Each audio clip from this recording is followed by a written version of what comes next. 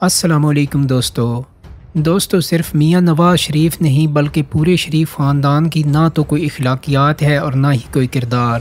اس خاندان کے پاس صرف ایک چیز ہے اور وہ ہے انفرادی اور خاندانی مفاد۔ دوستو شریف خاندان جتنا کرپٹ اور بے ایمان ہے اتنا ہی غیر مذہبی بھی۔ میاں نواز شریف اور میاں شہباز شریف کے والد بزرگوار سب سے زیادہ مذہبی کہے جاتے ہیں، مگر ان کی مذہب اور اخلاق دشمنی اس امر سے ظاہر ہے کہ انہوں نے chief of army staff Asif Nawaz Janjua کو کھانے پر بلایا، انہیں اپنا بیٹا قرار دیا اور انہیں BMW کار رشوت کے طور پر پیش کی۔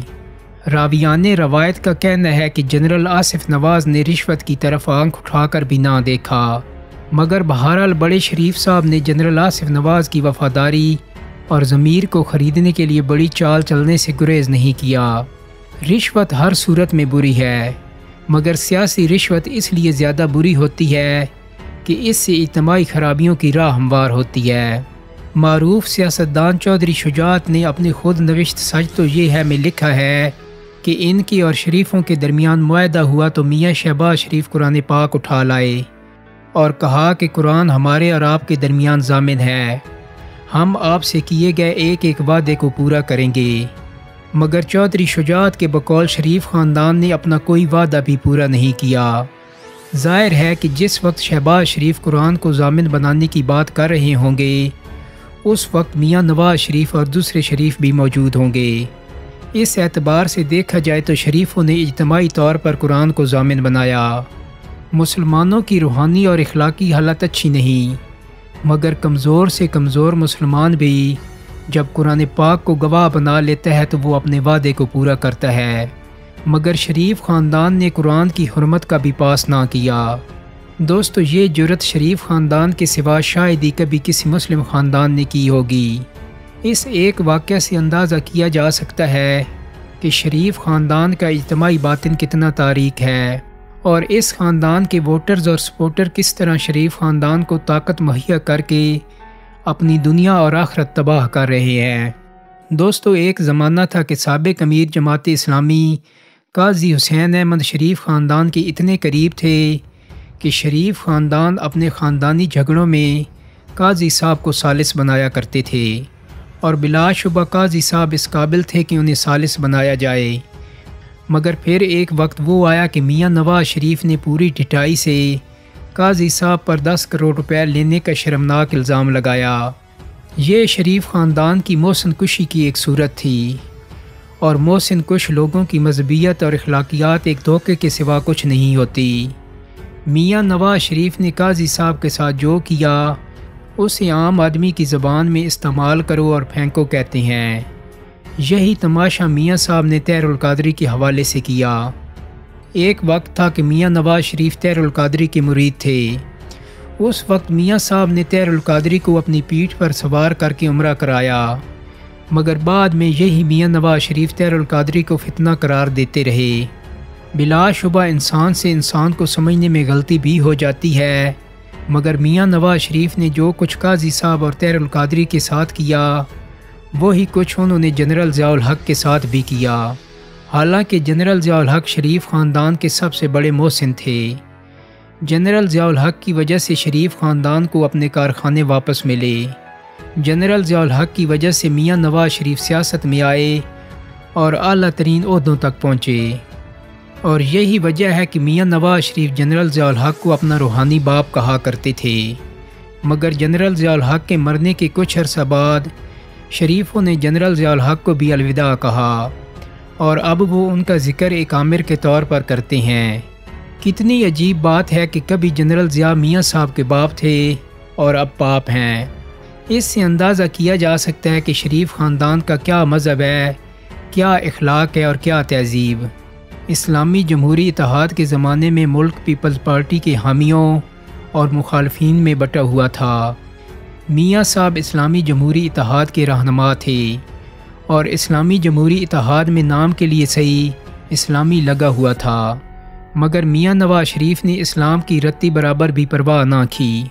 انہوں نے بے نظیر کو روندنے کے لیے ان کی خود ساختہ ننگی تصاویر پنجاب کے مختلف علاقوں میں ہیلی کاپٹر سے پھینکوائیں اور بدقسمتی سے جاگ پنجابی جاگ کا نعرہ بھی لگوایا۔ یہ بڑی سنگین وارداتیں تھیں۔ چنانچہ اس وقت کے امیر جماعت اسلامی قاضی حسین احمد نے بھی اس بات کا اقرار کیا تھا کہ میاں نواز شریف نے یہ دونوں کام کرائے۔ ماننا کہ بے نظیر بھٹو کی سیاسی شکست ضروری ہوگی، مگر کیا اس کے لیے ان کی کردار کشی کے لیے ان پر بہتان باندھنا ضروری تھا؟ جیسا کہ ظاہر ہے یہ واقعات بھی شریف خاندان کی بد کرداری کے عکاس ہیں، اور ان سے بھی معلوم ہوتا ہے کہ شریفوں کا کوئی مذہب، کوئی اخلاق، کوئی تہذیب اور کوئی کردار نہیں۔ وہ اپنے مفادات کی تکمیل کے لیے کسی کے ساتھ کچھ بھی کر سکتے ہیں۔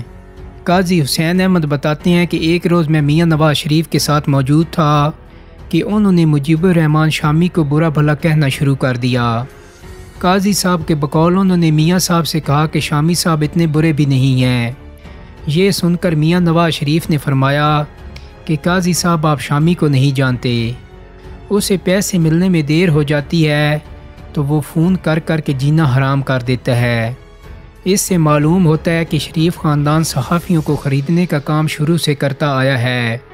رؤوف کلاسرا اپنے ایک کالم میں بتا چکے ہیں کہ میاں نواز شریف اور زرداری بڑے پیمانے پر صحافیوں کے قلم کو خریدنے کا کام کرتے ہیں، بلکہ میاں صاحب کے بارے میں کہا جاتا ہے کہ وہ تو پورے میڈیا ہاؤسز ہی خرید لیتے ہیں۔ جب میاں نواز شریف اور ان کا خاندان پوری سیاسی بے حیائی کے ساتھ جنرل پرویز مشرف سے ڈیل کر کے سعودی عرب فرار ہوا تو عطاء الحق قاسمی نے اپنے ایک کالم میں لکھا تھا کہ میاں نواز شریف کو مدینے والے نے اپنے پاس بلا لیا ہے۔ دوستو، یہ مثالیں صحافت باختگی کی بڑی مثالیں ہیں، اور ان سے معلوم ہوتا ہے کہ میاں نواز شریف جس چیز کو چھو لیتے تھے اسے کرپٹ کر دیتے تھے۔ قاضی حسین احمد نہ صرف یہ کہ طویل عرصے تک شریف خاندان کے قریب رہے، بلکہ جماعت اسلامی اور نواز لیگ نے IJI کی سیاست میں طویل عرصے تک ایک ساتھ جدوجہد کی۔ بلا شبہ بعد ازاں جماعت اسلامی نے اپنے راستے جدا کر لیے، لیکن اچھے لوگ ماضی کی رفاقت کو برسوں یاد رکھتے ہیں۔ مگر میاں نواز شریف نے واجپئی کو لاہور بلایا تو جماعت اسلامی نے ایک چھوٹا سا علامتی مظاہرہ کیا تھا، جسے میاں صاحب کے سرپرست مجید نظامی نے بھی سراہا، مگر شریف خاندان جماعت اسلامی کے چھوٹے سے مظاہرے پر اتنا ناراض ہوا کہ وہ جماعت اسلامی کی قیادت پر ٹوٹ پڑا۔ اس نے جماعت اسلامی کی قیادت کو والٹن روڈ کے دفتر میں بند کر کے اتنی آنسو گیس برسائی کہ قاضی حسین احمد اور سید منور حسین بتاتے ہیں کہ آنسو گیس کی برسات اگر 20-25 منٹ مزید جاری رہتی تو جماعت اسلامی کی پوری قیادت دم گھٹنے سے جاں بحق ہو جاتی۔ یہی نہیں، شریفوں کی ہدایت پر پنجاب پولیس نے جماعت اسلامی کے کارکنوں پر بھی تشدد کیا کہ اس تشدد کی ویڈیو دیکھ کر رونگٹے کھڑے ہو جاتے تھے۔ واجپئی کو لاہور بلانا میاں نواز شریف کا حق تھا اور اس پر پرامن احتجاج کرنا جماعت اسلامی کا حق تھا، مگر میاں صاحب نے ایک چھوٹے سے مظاہرے پر اپنے فاشزم کا بل ڈاگ چھوڑ دیا۔ دوستو، شریف خاندان کا یہی فاشزم بلا آخر تحریک منہاج القرآن کے بے گناہ اور نہتے کارکنوں کے خلاف زیادہ شدت سے بروئے کار آیا اور کئی درجن لاشیں تخلیق کرنے میں کامیاب رہا۔ بلا شبہ نواز لیگ گلو بٹ، ناصر بٹ اور رانا ثناء اللہ جیسے لوگوں کی جماعت ہے۔ یہ لوگ شریف خاندان کی اصل شخصیت کے ترجمان ہیں۔ میاں نواز شریف خود کو مذہبی باور کراتے رہے، مگر ان کی حکومت نے ختم نبوت کے تصور پر حملہ کیا۔ ذوالفقار علی بھٹو خود کو سیکولر اور لبرل کہتے تھے، مگر انہوں نے اپنے سیاسی مفادات کے لیے صحیح ختم نبوت کا تحفظ کیا۔ اس کے برعکس میاں صاحب خود کو مذہبی کہتے رہے، مگر انہوں نے ختم نبوت پر بھرپور حملہ کیا۔ میاں صاحب کے گزشتہ ادوار میں اقوام متحدہ نے ایک تجویز بھیجی تھی کہ آپ زنا بے رضا کو قانونی قرار دے دیں، اور میاں صاحب نے اس تجویز کو بھی قابل غور قرار دے دیا تھا۔ عدالتوں کے سلسلے میں بھی شریف خاندان کا ریکارڈ بہت خراب ہے۔ اس نے سپریم کورٹ پر حملہ کروایا، اس نے جسٹس قیوم پر دباؤ ڈالا۔ جسٹس سجاد علی شاہ کے بقول جب میاں نواز شریف کی حکومت کو برطرف کیا گیا تھا اور اس کا مقدمہ سپریم کورٹ میں آیا تھا تو جسٹس نسیم حسن شاہ اور بینچ کے دوسرے کئی ججز کمرے میں بیٹھ کر کہا کرتے تھے کہ ہم ایسا فیصلہ کریں گے جو قوم کو خوش کر دے گا۔ یہ بات میاں صاحب کے مقدمے کی سماعت کے دوران کہی جاتی تھی۔ اس لیے جسٹس نسیم حسن شاہ نے جب میاں صاحب کی حکومت کو بحال کیا تو بے نظیر نے اسے چمک کا نتیجہ قرار دیا۔ پاناما کا سکینڈل سامنے آنے کے بعد میاں صاحب نے ایک بار پھر عدالتوں پر لفظی حملے کرائے، چنانچہ نون لیگ کے کئی رہنماؤں پر توہین عدالت کے مقدمات چلے۔ دوستو، طوائفوں کا جسم خریدنے والے بدترین لوگ ہوتے ہیں، مگر صحافیوں اور عدالتوں کی رائے اور ضمیر خریدنے والے طوائفوں کا جسم خریدنے والوں سے بھی بدتر ہوتے ہیں، اس لیے کہ وہ معاشرے میں حق و انصاف کی راہ مسدود کرتے ہیں۔ بدقسمتی سے دروغ گوئی بھی شریف خاندان کا پیشہ ہے۔ پاناما کا ہنگامہ برپا ہوا تو میاں نواز شریف نے قومی اسمبلی میں خطاب کرتے ہوئے فرمایا، جناب علی، یہ ہیں وہ ذرائع جن سے برطانیہ میں املاک خریدی گئیں، مگر وہ ان کارخانوں کے سلسلے میں منی ٹریل فراہم کرنے میں ناکام رہے۔ انہوں نے قطری کا خط اپنی بے گناہی کے ثبوت کے طور پر پیش کیا، بعد میں اس خط سے بھی مکر گئے۔ پاناما کا ہنگامہ برپا ہی ہوا تھا کہ جیو پر ثنا بچا پروگرام کر رہی تھیں۔ اچانک مریم نواز ٹیلی فون کے ذریعے ان کے پروگرام میں شامل ہو گئیں۔ انہوں نے پورے وثوق اور اعتماد کے ساتھ کہا کہ میری بیرون ملک کیا پاکستان کے اندر بھی کوئی پراپرٹی نہیں ہے، مگر بعد ازاں ثابت ہو گیا کہ وہ جھوٹ بول رہی تھیں۔ میاں شہباز شریف کہا کرتے تھے کہ وہ آصف زرداری کا پیٹ چاک کر کے لوٹی ہوئی دولت برآمد کریں گے، مگر آج وہ آصف زرداری کے اتحادی بن چکے ہیں۔ تھوڑا بہت جھوٹ تو اکثر لوگ بولتے ہیں، مگر شریف خاندان لگتا ہے کہ ہمیشہ ہی جھوٹ بولتا ہے، اور وہ بھی سفید جھوٹ۔ میاں نواز شریف کی بھارت پرستی معمولی چیز نہیں۔ لوگ میاں نواز شریف کی بھارت پرستی کو واجپائی کی لاہور یاترا یا مودی کی یاری کے حوالے سے بیان کرتے ہیں، مگر یہ بات کم لوگوں کے علم میں ہے کہ میاں صاحب اندر کمار گجرال کے زمانے سے بھارت پر فدا ہیں۔ اندر کمار گجرال نے ایک بار ایک انٹرویو میں بتایا تھا کہ وہ رات 12 بجے اپنے بستر پر ہوتے ہیں کہ ان کے بیڈ روم میں میاں نواز شریف کا فون آ جاتا ہے، گویا میاں صاحب اپنے فون سے ان کی نیند خراب کر دیتے ہیں۔ میاں صاحب مودی کی تقریب حلف برداری میں اس طرح شامل ہوئے تھے جیسے وہ مودی کے درباری ہوں۔ دوستو، ISI اور MI کے سابق سربراہ جنرل دورانی نے اپنی تصنیف سپائی کرونیکلز میں یہ انکشاف کیا ہے کہ ایک زمانے میں میاں شہباز شریف بھارتی پنجاب کے وزیر اعلیٰ راجہ امرندر کے ساتھ پاکستان کے پنجاب کو بھارتی پنجاب کے ساتھ یکجا کرنے کی بات کر رہے تھے۔ ہو سکتا ہے یہ اطلاع درست نہ ہو، مگر شریف خاندان یا نواز لیگ نے اب تک اس اطلاع کی تردید نہیں کی۔ حالانکہ الزام اتنا سنگین ہے کہ شریف خاندان کے سوا کسی پر بھی لگتا تو اب تک وہ غداری کے الزام میں جیل میں بند ہو جاتا، مگر شریفوں کے لیے 1 2 نہیں 7 خون معاف ہیں۔ دوستو، برطانیہ کے ایک اخبار ڈیلی میل کی ایک خبر کے مطابق شہباز شریف اور ان کے اہل خانہ نے زلزلہ زدگان کی برطانوی امداد چرا کر اپنے اکاؤنٹس میں ڈلوائی۔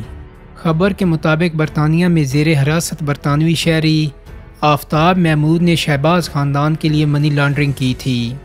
شہباز شریف کے داماد نے امدادی فنڈ میں سے 19 کروڑ وصول کیے تھے۔ میاں شہباز شریف نے ڈیلی میل کی خبر کی تردید کی تھی اور کہا تھا کہ وہ اخبار کے خلاف قانونی چارہ جوئی کریں گے۔ ڈیلی میل میں خبر فائل کرنے والے رپورٹر نے اس کے جواب میں کہا تھا کہ آپ ضرور ایسا کریں، ہم آپ کا مقابلہ کریں گے۔ دوستو، یاد رہے کہ ڈیلی میل نے نواز شریف کی $32 ملین کی منی لانڈرنگ سے متعلق خبر بھی شائع کی تھی۔ میاں نواز شریف نے بھی اس وقت اعلان کیا تھا کہ وہ اخبار کے خلاف مقدمہ کریں گے، مگر اتنا عرصہ گزر گیا اور ابھی تک مقدمے کا دور دور تک پتہ نہیں۔ دوستو، یہ شریف خاندان کی مکمل تاریخ نہیں بلکہ اس کی تاریخ کی کچھ معمولی سی جھلکیاں ہیں۔ ان جھلکیوں سے ظاہر ہے کہ صرف میاں نواز شریف نہیں، پورے شریف خاندان کا نہ کوئی مذہب ہے، نہ کوئی تہذیب ہے اور نہ کوئی تاریخ، نہ اخلاقیات ہے، نہ کوئی کردار۔